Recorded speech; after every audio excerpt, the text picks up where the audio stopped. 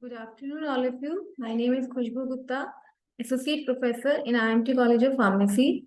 Today, I am going to present a topic on hypertension. As you all of you know, what is hypertension? Hypertension is the disease which results in the raising of blood pressure. It is also known as high blood pressure, that is 140 to 90 mmHg or higher. It is the most common cardiovascular disorder. It can become serious if not treated properly.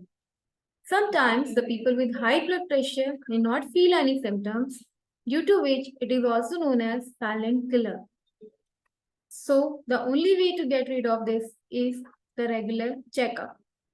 It is of following types. First is primary hypertension, which is also known as essential hypertension, because the cause of this hypertension is not known, and the major cause may be genetics, diet, lifestyle modification, and age. Some of the lifestyle disorders include excessive smoking, drinking alcohol, increased weight, stress, intake of too much salt, and lack of exercise. Several physicians have suggested that changes in our diet and some lifestyle modification can lower the blood pressure and risk of hypertension related complication. Therefore, to reduce the primary hypertension, we should suggest some lifestyle modification so that we can overcome it. Secondary hypertension is the type of hypertension whose cause is known and it is reversible. 5 to 10% of individuals suffer from this hypertension, and it is most commonly seen in young individuals. People between the age of 18 to 40 years suffer from this type of hypertension. And the major causes of this hypertension are abnormality in the supply of blood to the kidneys due to narrowing of arteries, obstructions of airways, tumors in adrenal gland, hormonal abnormalities, thyroid gland abnormalities, and the side effects are several medications such as birth control pills, CNS stimulants, CNS depressant, over-the-counter drugs, birth control pills. If the cause of this hypertension is not diagnosed, then it can be cured easily. And if the cause is not diagnosed, then it's curable. Its cure is not possible. Other additional types of hypertension are isolated systolic hypertension. In this, the recording of blood pressure is done in two ways. Systolic blood pressure, which is the pressure exerted on the walls of heart during contraction. Diastolic blood pressure, it is the pressure exerted on the walls of heart during relaxation. So the normal blood pressure is 120 by 80 mmHg. In isolated systolic blood pressure rises above 140, whereas the diastolic blood pressure remains normal. So that's why it is known as isolated systolic hypertension, because in this only systolic blood pressure is raised. It is the most commonly seen in the individuals over the age of 65. The major cause of this is the loss of elasticity in the arteries of heart. For older persons, systolic blood pressure is the major determining factor for cardiovascular diseases as compared to diastolic blood pressure. Now, as we all know, this isolated systolic blood pressure is affecting. Resistant hypertension, it is defined as a type of blood pressure which is very much difficult to control, and it requires various types of medications to control.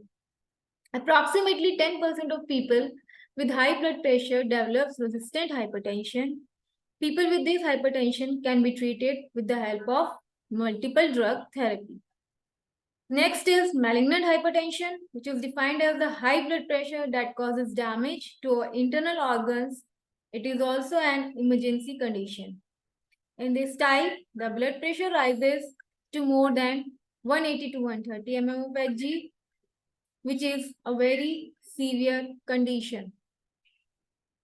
It also leads to multiple organ failure.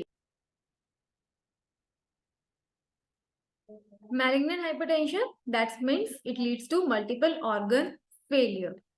Now, the next is Risk factors related to hypertension, these are obesity, age.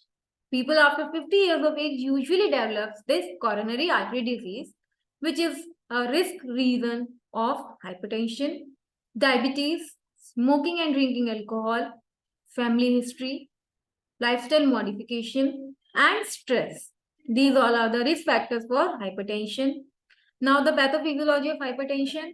In this, the blood pressure is maintained by four mechanisms. First is activity of sympathetic nervous system, renal system activity through vascular endothelium, and endocrine system activity. Let us explain these one by one. First is the activity of sympathetic nervous system. Due to the decrease in blood pressure, there is activation of sympathetic nervous system. Due to this, there is an increase in the activity of sympathetic nervous system, which results in the increase in heart rate and cardiac contraction. Due to this cardiac contraction, vasoconstriction occurs in the peripheral arteries of heart, which results in release of renin from the kidney. Renin results in activation of RAS system, due to which blood pressure is decreased, and the net effect is increased arterial blood pressure by increasing cardiac output and vascular resistance. Due to the decrease in activity of sympathetic nervous system, there is a decrease in the activity of vasomotor nerve fibers, which results in relaxation of vascular smooth muscles. This is the effect on sympathetic nervous system, where there is a decrease in diameter of arteries, and which finally results in decrease in blood pressure. Through vascular endothelium is a layer of single cell which lines the blood vessel. There is a release of nitric oxide and other vasoactive substances such as endothelin. This endothelin results in decrease in blood pressure due to vasoconstriction. Now, the renal system activity. In this, the angiotensinogen is converted to angiotensin 1. Angiotensin 1 is converted to angiotensin 2.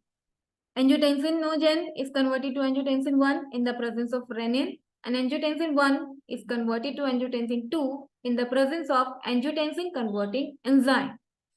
So, these angiotensin receptors act by decreasing the vascular resistance, decreasing the regularly blood flow, and increasing the aldosterone level, which results in increase in interstitial blood pressure, increase in tubular sodium reabsorption, decrease due to which there is a decrease in pressure and sodium level, which results in increase in hypertension.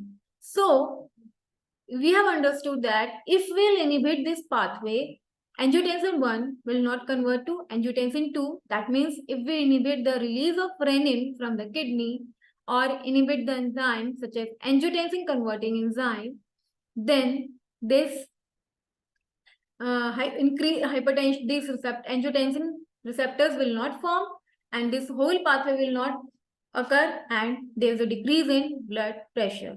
So, all the drugs which decrease the blood pressure act on basically these two enzymes. They inhibit the release of renin, or there are some angiotensin converting enzyme inhibitors. Now, endocrine system activity. Stimulation of angiotensin 2 in the adrenal cortex results in the secretion of aldosterone. This aldosterone will result in the stimulation of kidneys to retain sodium and water. Due to this, blood pressure and cardiac output are increased. Now, the management of hypertension. Management of hypertension is done by two pathways. First is lifestyle modification, and second is pharmacological therapy. In lifestyle modification, it includes reducing the weight, dietary reduction of sodium, as you all know, various dietary sources to inhibit the hypertension, routine exercise, and management of stress. The pharmacological drugs which are used for the treatment of hypertension, these are also known as antihypertensive drugs. These are, first one is diuretics. These are the drugs which inhibit the reabsorption of sodium in the distal convoluted tubule and ascending limb of loop of Henle, due to which they will result in vasodilation and reduction in blood pressure. The diuretics are chlorothiazide, furosemide, and bumetamide. Next is beta blockers. Beta blockers act by blocking beta adrenergic receptors. They decrease the heart rate by reducing the sympathetic activity and causing vasoconstriction. These drugs are metoprolol and propranolol. Next is ACE inhibitors. They act by preventing conversion of angiotensin 1 to angiotensin 2, thereby preventing vasoconstriction, which is caused due to angiotensin 2. The drugs are captopril and enalapril. Next is calcium channel blockers. They act by blocking the entry of calcium into the cells, which results in vasodilation. The drugs are amlodipine and felodipine. There are some ASH guidelines for the management of hypertension. If the blood pressure is raised in adults in age above 38 years, then there are some lifestyle changes we should adopt, such as losing the weight, dietary changes, quitting smoking and drinking. Then there's drug therapy for stage 1, stage 2 hypertension. Stage 1, the primary therapy is for block patients and non-block patients, calcium channel blockers, and for non-block patients, ACE inhibitors or angiotensin receptor blockers. And who are above 60 years, they are preferred calcium channel blockers or thiazide. Like this, the combination is changed according to the age of persons in both the therapies. Thank you.